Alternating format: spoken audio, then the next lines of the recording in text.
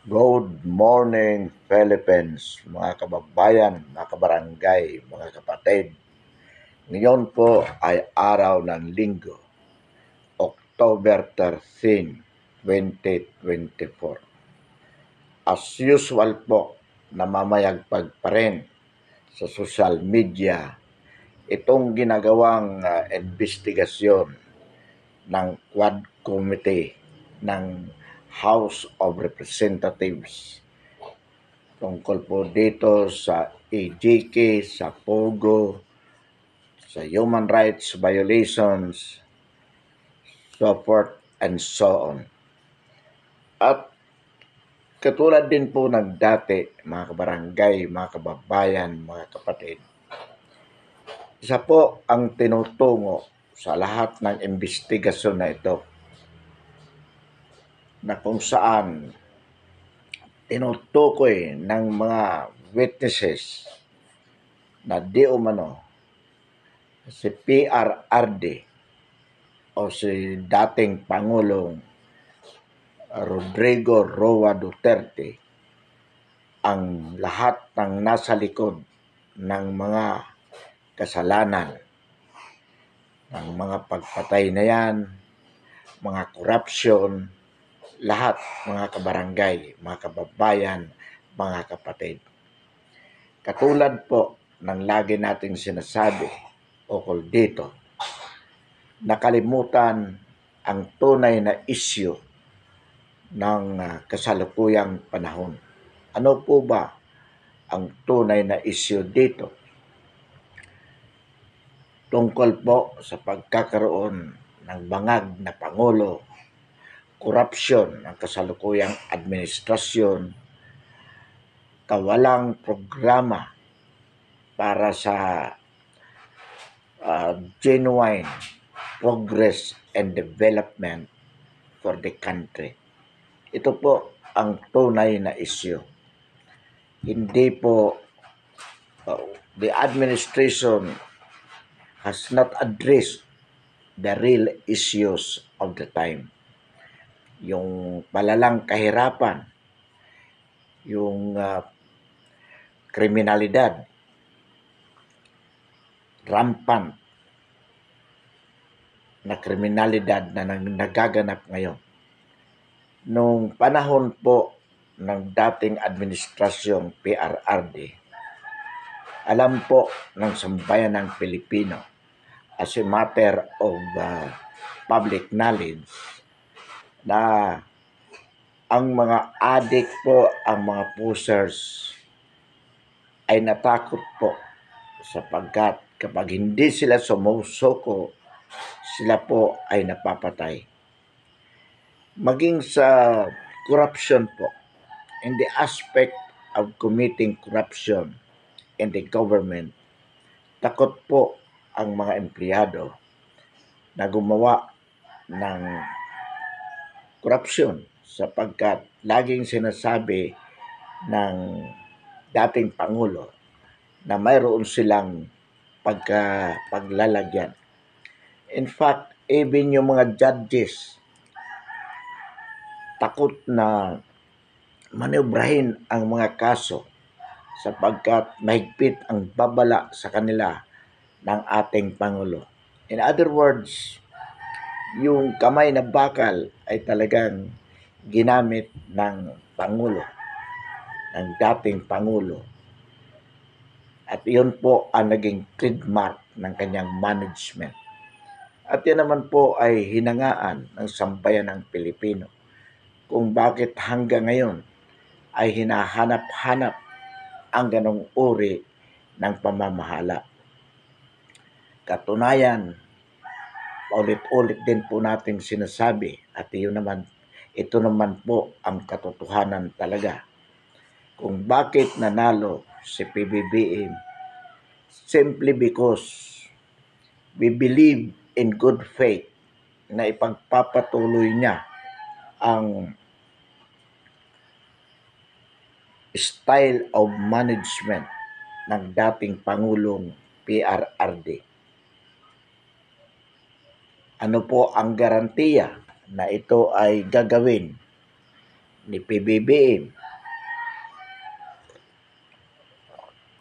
sapagkat katambal niya po si Sara Duterte as Vice President ng kanyang team o ng unity team. Ngunit pagkatapos lamang ng eleksyon, tinahak po ng kasalukuyang administrasyon ang kasalungat na landas.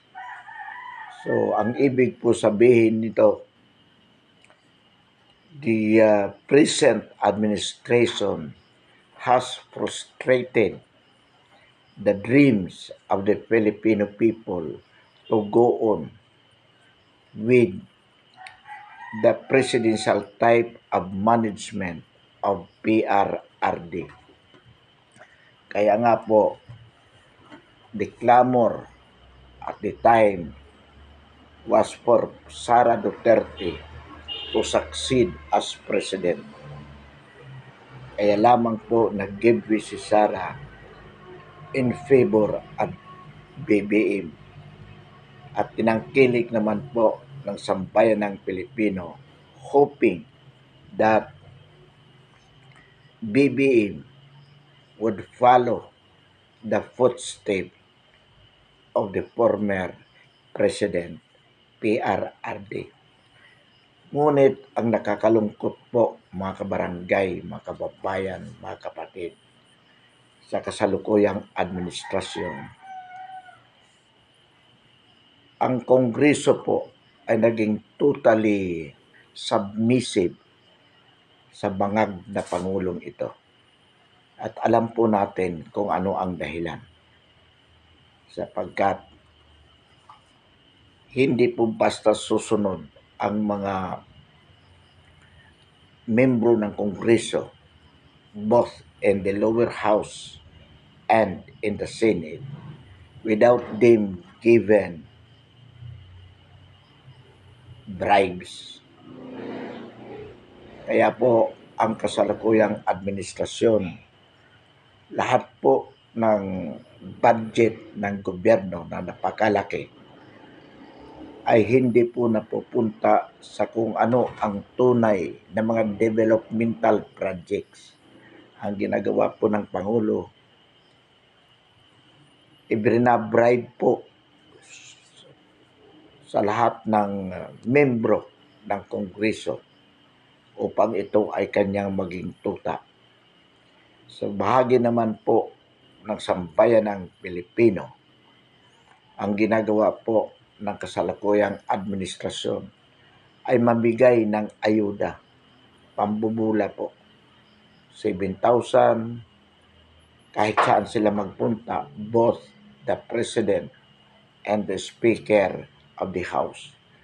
Kahit saan sila magpunta, namimigay sila ng ayuda.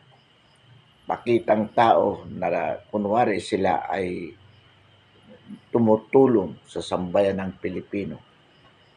Ngunit kung atin pong susumahin, mga kabarangay, mga kababayan, mga kapatid, ito po ay barya lamang sa limpak-limpak na salapi ng bayan na kanilang kinukurakot. At ang higit na nakakalungkot po dito, mga kabarangay, mga kababayan, mga kapatid, dahil sa ginagawa nilang paghahabol di umano sa mga napatay ng dating administrasyon relative to war on drugs, lumalabas po ngayon that the present administration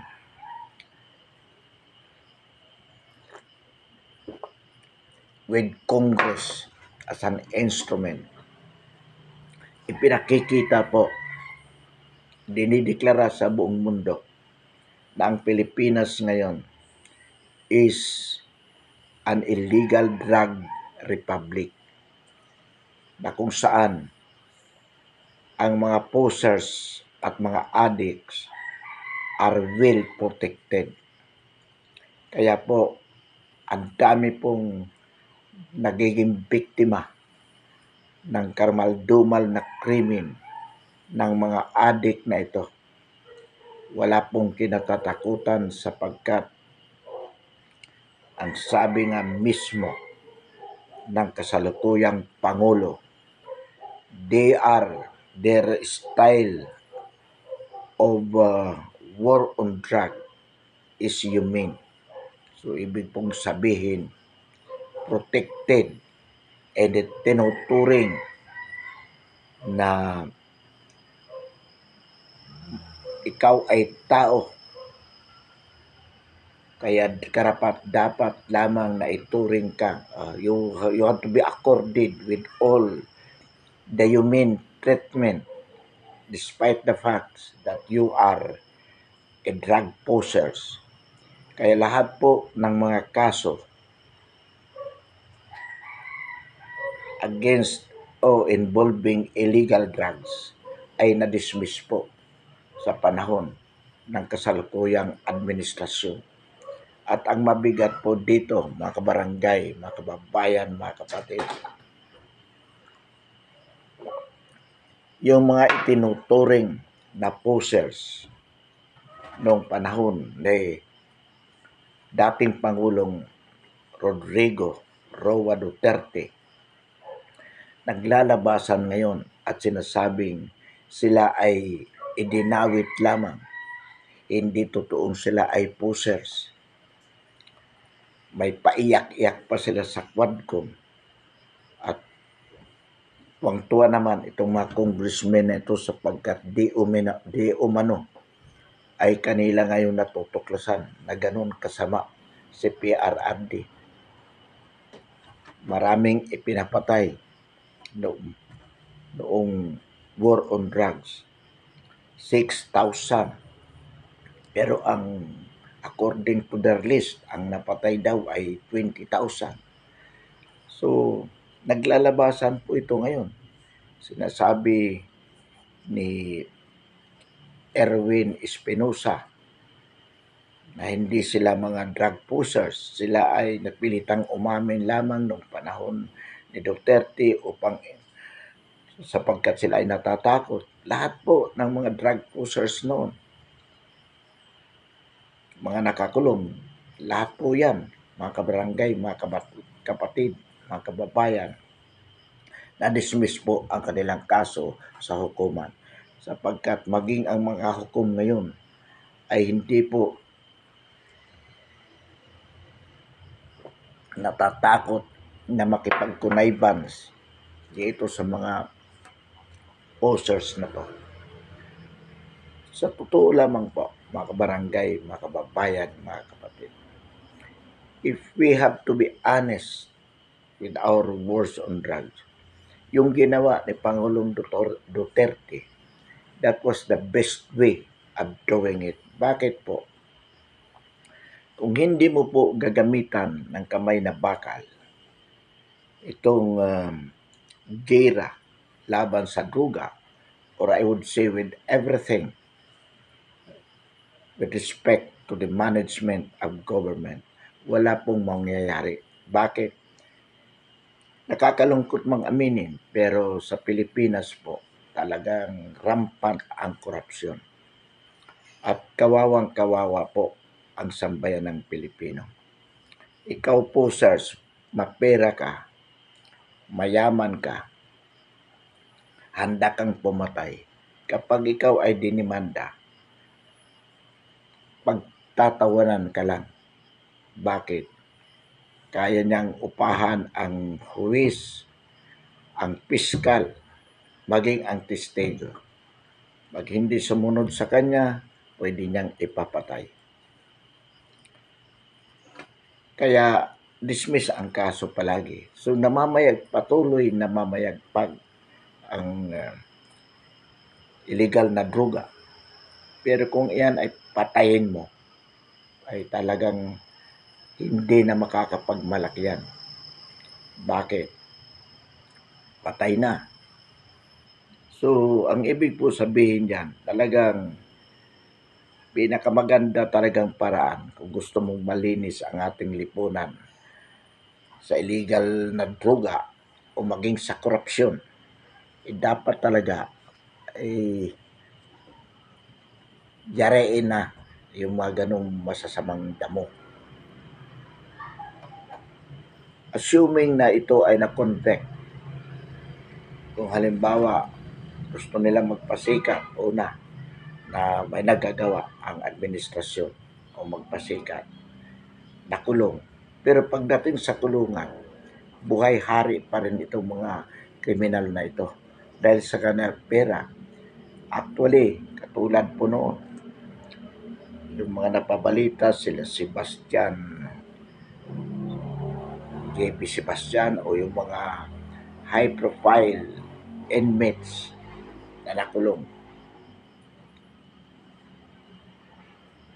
They could still do business kahit nakakulong sila because of the rampant corruption involving the beloved prisons personnel. Nakakapag-concert sa loob ng bilangguan. Even the beloved prison accordingly was turned into a laboratory, a shabu laboratory. So, ang ibig sabihin po talaga,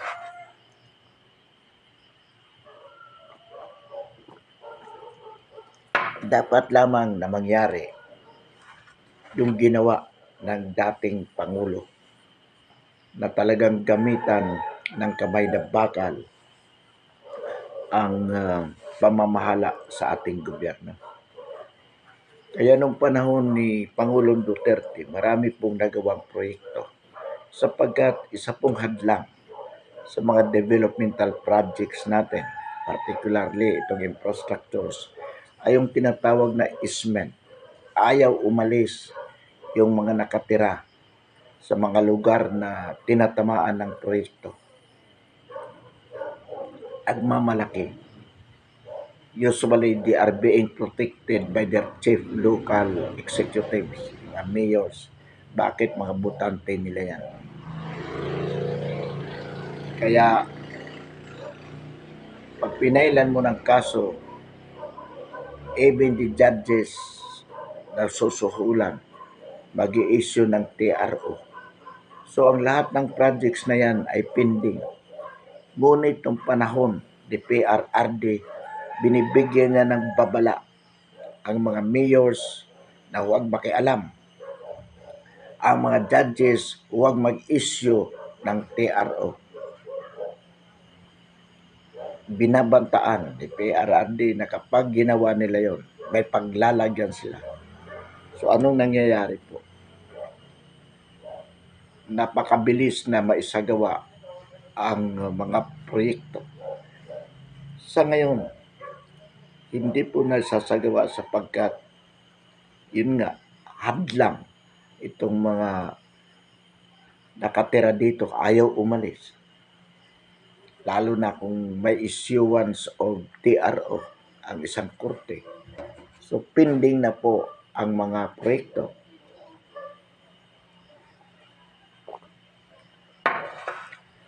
Nakakalungkot po mga kabarangay, mga kababayan, mga kapatid. We are wasting so much money, so much time sa walang kapararakan. Ang Kongreso sa halip na mag-isip ng mga batas na kauunlad ng sambayan ng Pilipino, they are consuming their time para mag-imbestiga upang sirain ang legacy ng mga Duterte. Bakit po? Sapagkat takot sila that by 2028 maging Pangulo si Inday Sara. Kaya kailangan maibilad nila sa sambayan ng Pilipino in terms of investigation that is being done by the Quad Committee ng Lower House kung saan lahat ng mga testigos na ito, lahat ng mga witnesses na ito ay isa po ang sinasabi, idiin ang dating Pangulo sa lahat ng mga krimen na sinasabi nilang nagawa ng dating administrasyon. So, ano po ang ating solusyon dito? Mga barangay, mga kababayan, mga kapatid.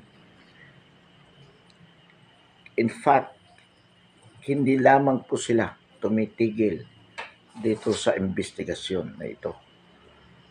They are aiming also, the present administration is also aiming, at ito na may, kumbaga, maliwanag na. Bagamat nung una kanilang idinidinay ito. Pero sa pagbabalik po ng sesyon ng 19th Congress, and that will be this month of November, ihahain po ang impeachment against the Vice President, Sara Duterte.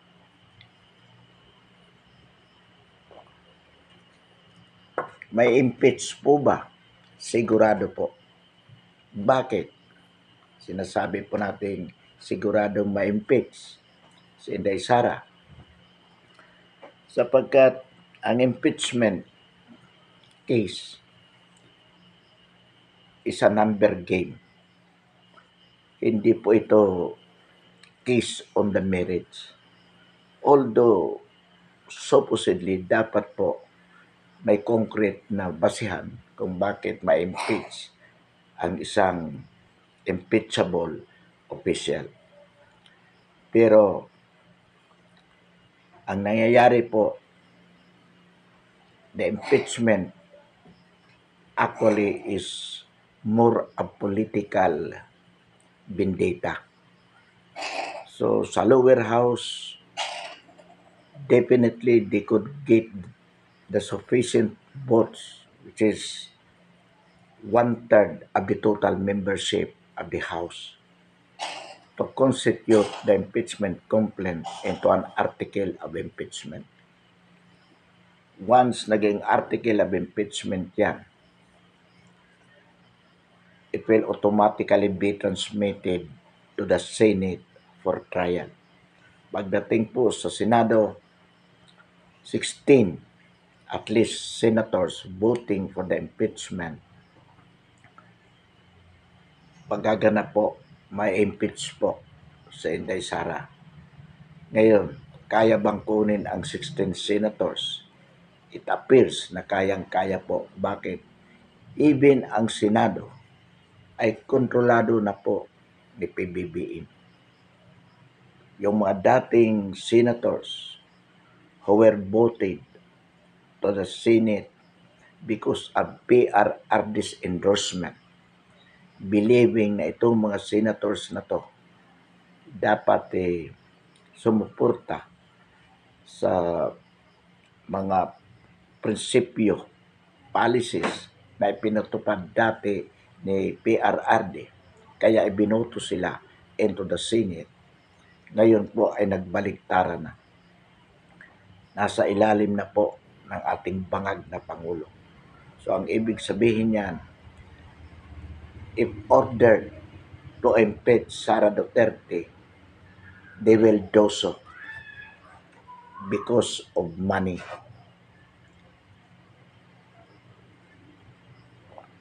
Ano po ang magiging benepisyo ng bangag na presidente kapag na-impeach si Inday Sara? Well, una po, this succeeded in destroying the name of the Duterte. Secondly, once impeached, a public officer is disqualified perpetually to hold a public office. So in other words, by 2028, disqualified na pong tumakbo as president si Inday Sara. So ibig sabihin, Sila po ay safety.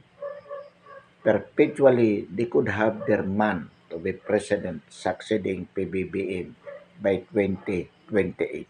At ito po talaga ang pinaka-main reason of everything that they are doing now.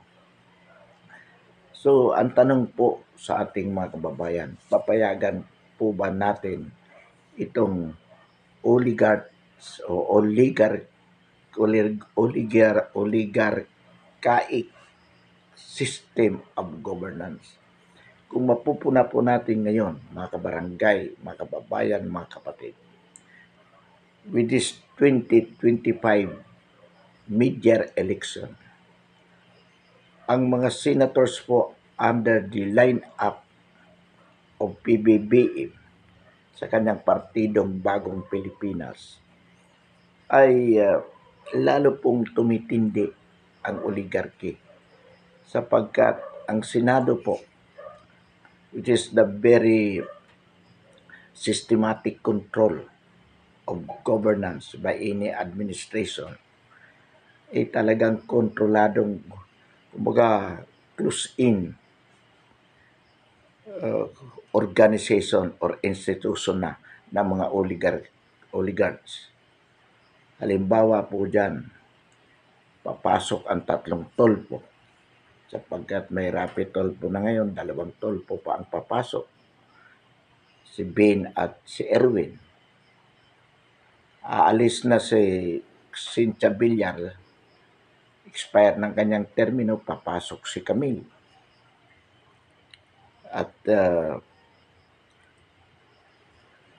si Pia Cayetano, pumasok ka, umano na rin, sumama na rin kay PBBM. So, ang ibig sabihin po nito, mga kabarangay, mga kababayan, mga kapatid, nagiging exclusive club ang Senado ng mga oligarchs. Nangyayari po ito sapagkat ang sambayan ng Pilipino, the general voters, ay nababayaran po, nabubula po ng kaunting ayuda, pangako ng mga politiko. At napipilitan naman pong magbinta ang sambayan ng Pilipino ng kanilang boto dulot ng kahirapan. Kaya nga po ang ginagawa ng mga oligarchs na ito ay gumagawa ng mga hakbang na maging tuloy-tuloy ang kahirapan ng sambayan ng Pilipino sa pamamagitan ng isang paraan na kunwari sila ay concern sa mahihirap. At ito nga po ang ayuda system. Kahit saan magpunta o tulong, kunwari, pero ang mga tulong na yan, sinasabi nga natin, ay barya lamang yan sa mga pera na kanilang kinukurakot. So ito pong ganitong sistema ng administrasyon ay lalo pong magpapalubog sa kahirapan ng sambayan ng Pilipino. At dahil sa tuloy-tuloy na kahirapan na yan, magiging tuloy-tuloy din po ang pagsasamantala ng mga oligarchs, politician na ito. Ito po ang sinasabi ni Machiavelli. Ang sabi nga niya, kung nais mo na ikaw ay manatili sa kapangyarihan, siguraduhin mo na ang iyong nasasakupan ay mababaon sa kahirapan. Sapagkat habang sila ay naghihirap, sila ay mananatili sa iyo. Bigyan mo lamang sila ng kunting tulong. Sapagkat, sabi ni Machiavelli, katulad ng isang aso, ang isang mahirap na yan, habang binibigyan mo paunti-unti ng isang hiwang karne, iyan ay hindi aalis sa tabi mo. Mag-aabang at mag-aabang yan ng isang hiwang karne na ibibigay mo sa kanya tuwing siya ay nagugutom. Subalit, sabi ni Machiavelli, huwag mong ipahalata na iyan ay sinasadya mo. Ang kanilang kahirapan ay sinasadya mo na ikaw ang may kagagawan ng kanilang kahirapan. Sapagkat pag yan ay nalaman nila, yan ay magre-rebelde laban sa iyo at yan ang magiging wakas ng kapangyarihan mo. Mga kabarangay, mga kababayan, mga kapatid, ito po ang dahilan kung bakit ipinaalam natin sa inyo sa pamamagitan ng mga ganitong vlogs na tayo po ay niluluko lalong-lalo na ng kasalukuyang administrasyon. Niluluko po tayo sa pamamagitan ng mga ayuda-ayuda na ito bilang kanilang pambili ng boto tuwing eleksyon. Kung tayo po ay magiging economically stable, hindi po tayo masusuhulan. And we can vote people na karapat-dapat na manungkulan. And that would be the end of our predicament. So, ang ibig po sabihin nito, buksan po natin ang ating kaisipan upang sa ngayon, maiboto natin ang mga taong karapat-dapat na manungkulan, bagamat ang mga taong ito ay walang salapi upang bilhin nila ang ating boto. Boto po natin sila. Dito po magsisimula ang tunay at makabuluhang pagbabago tungo sa genuine progress and development of the country for the benefits of our children and children's children. Yung atin pong salinlahi. Ito po ang paraan upang mahango natin sa kahirapan ang ating mga anak, mga apo, at mga kaapu-apuhan pa o salinlahing darating. Gamitin po natin ang kasalukuyan nating pagkakataon. These lives that we live, let us use it to build a government that is pro-people. Wakasan po natin ang oligarchic system of governance. At kung kinakailangan po na tayo ay mag-people's power, gawin po natin sa lalong madaling panahon. Patalsikin natin ang bangag na Pangulo at ang korap na Kongreso.